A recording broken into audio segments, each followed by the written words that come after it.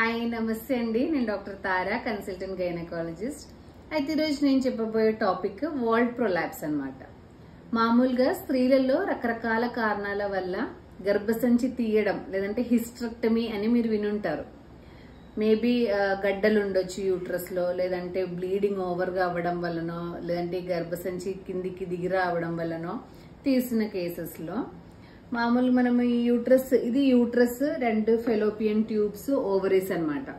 అయితే ఈ గర్భసంచి ఇక్కడ నుంచి తీసిన తర్వాత ఇది వజైనా, అంటే ఇక్కడ నుంచి బేబీ బయటికి వచ్చే ద్వారం అన్నమాట. మనం మెన్సెస్ అయినప్పుడు ప్రతి నెల ఇక్కడ నుంచి అన్నమాట బ్లీడింగ్ బయటికి వచ్చేది. ఈ గర్భసంచి ఇక్కడ నుంచి ఇక్కడ వరకు ఇది మొత్తానికి పైన నుంచి తీసేసిన తర్వాత ఈ వజైనల్ ఓపెనింగ్ మనం ఇలాగా ఇక్కడ స్టిచ్ చేసి పెడతామన్నమాట. దీనికి జస్ట్ ముందు యూరినరీ బ్లాడర్ ఉంటది అనమాట. జస్ట్ బ్యాక్ లో మనం మోషన్ పోయే రెక్టమ్ ఉంటది. సో ఈ యూట్రస్ పోయిన తర్వాత ఈ వెజైనల్ వాల్ కి జస్ట్ క్లోజ్ గా రెక్టమ్, యూరినరీ బ్లాడర్ చాలా దగ్గరగా ఉంటాయి అనమాట. అయితే మన యూట్రస్ ని ఈ ఏరియాని మొత్తం సపోర్ట్ చేసేది పెల్విక్ ఫ్లోర్ మసిల్స్ అన్నమాట.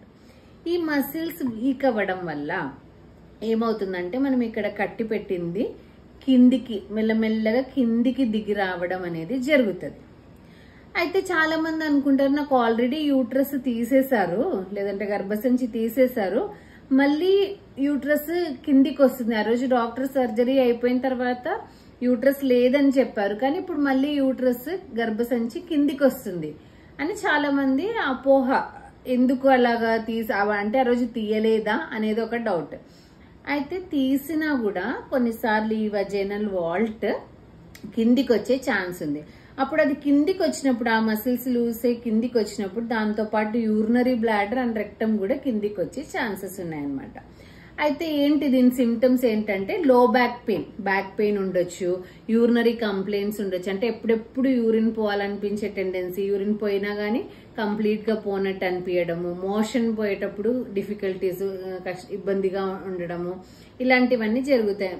కంప్లైంట్స్ గా రావచ్చు. ప్లస్ వాళ్ళు నడిచేటప్పుడు ఇది బెలూన్ లాగా కిందికి రావడం వల్ల రెండు కాళ్ళ మధ్యలో అది రాకపోయి అక్కడ పగలడము, బ్లీడింగ్, లేదంటే అక్కడ నుంచి నీరు గారడం, చీము గారడం ఇలాంటివి జరుగుతుంటాయి అనమాట. చాలా ఇబ్బందికరమైన ఒక పరిస్థితి. అయితే చాలా మంది స్త్రీలు అది చెప్పుకోరు బయటికి, ఎందుకంటే ఇది మోస్ట్లీ చూస్తే మనం ఒక 60-70 ఆ ఏజ్ గ్రూప్ లో ఉంటారనమాట. సో ఆ ఏజ్ గ్రూప్ లో పిల్లలతో చెప్పలేక వాళ్ళని ఎందుకు ఇబ్బంది పెట్టడం అని చెప్పేసి చాలా మంది చెప్పుకోరు. కానీ అది మీరు ఖచ్చితంగా డాక్టర్ దగ్గరికి వెళ్ళాలి. దానికి పర్మనెంట్ సొల్యూషన్ అంటే సర్జరీ ఒకటి. చాలా రకాల సర్జరీస్ ఉన్నాయి. మీరు గైనకాలజిస్ట్ ని కలిసి కావాల్సిన ట్రీట్మెంట్ తీసుకోండి. Thank you.